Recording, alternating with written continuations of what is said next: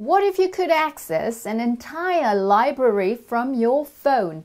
Digital distribution solutions for books, newspapers, audiobooks, podcasts, and educational resources are developing rapidly in Africa thanks notably to mobile subscription payments.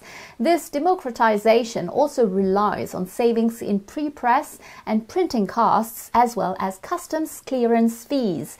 While digital publishing adoption in sub-Saharan Africa is around 10%, below the global average of 15%, the sector shows promising prospects. Alexandra Vepierre explored these developments, particularly in West Africa, during a recent African book fair in Paris. Let's take a look.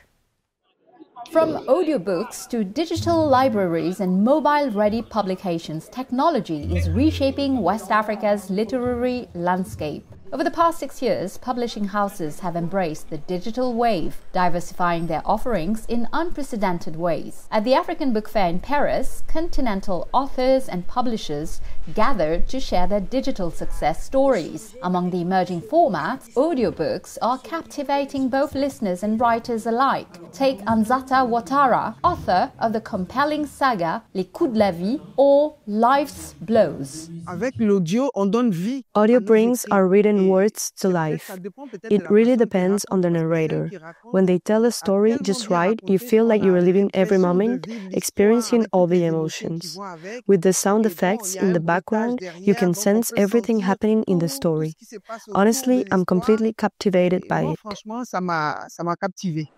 Specialized companies are emerging and making waves like FC Audit Edit, a groundbreaking Togolese platform revolutionizing the audiobook landscape through editing, production, and distribution. Through their innovative mobile app, they are bringing 100 carefully curated audiobooks right to the listener's fingertips. We're discovering that audiobooks are creating a more accessible, more fluid gateway to reading and culture in general. While we have many young listeners, we're seeing a growing wave of adult readers, even seniors joining in.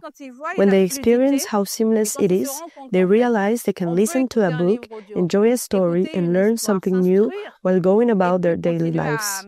Even stuck in traffic, they start to see the appeal. That's why we're seeing such an incredible surge of users flooding into our app.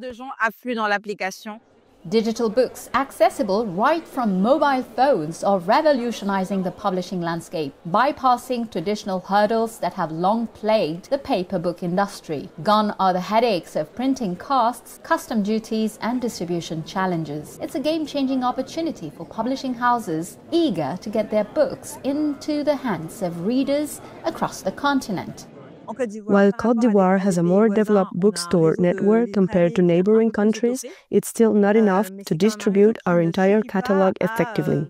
That's why, at Nimba, we took a digital-first approach, partnering with a digital library platform that enables regional distribution across much of Francophone Africa. It's a win-win: accessibility and affordability. Readers can discover our titles on social media at a fraction of the traditional cost.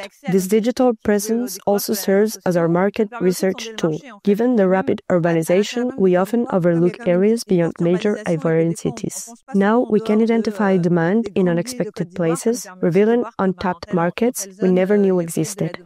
While digital publishing is revolutionizing book distribution, there's a catch. You need a smartphone to access these literary treasures. But here's where innovation meets accessibility. Publishing houses are partnering with digital libraries to bridge this gap. These tech pioneers are developing lightweight apps that work on basic smartphones, making literature accessible to everyone, not just those with the latest devices. They're thinking local and acting smart, preloading features for areas with spotty internet connections and integrating mobile money payments to match how people actually pay in their communities. These platforms are getting creative with security too. By focusing on in-app streaming and controlled access, they are not just delivering books, they are protecting authors and publishers from piracy, ensuring a sustainable digital future for African literature. The real battleground here is file security. If we simply offer MP3s to clients or distributed books through a website, we'd lose control of the content. Security is crucial because authors deserve to be paid for every sale. That's why we've developed our system. Books are encrypted within our app, and listening can only happen through our platform. Yes, you can download content, but it's protected by our secure ecosystem.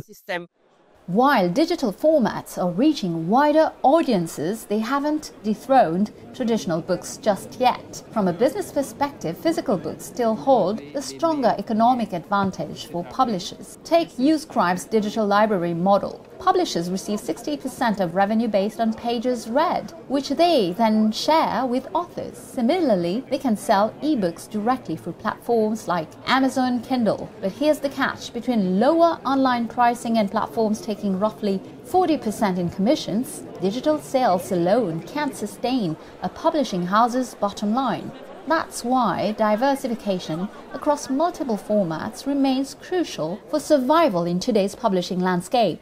Le livre papier est plus intéressant. Là, il se vend à... Traditional books still have the edge. They're selling at a larger scale than digital formats through digital books to require less physical and financial investment to produce. When it comes to revenue, print books are simply more profitable than their digital counterparts. While digital books might take the lead in the coming years, for now, print remains the star of the show. Everything contributes to the joy of reading and discovering stories, whether it's audiobooks, digital platforms, reading apps, purchasing platforms, or physical books. They all work together to help us discover new talents, introduce authors, and uncover both masterpieces and charming title stories. The question isn't about rivalry or competition. Everything coexists beautiful in this ecosystem.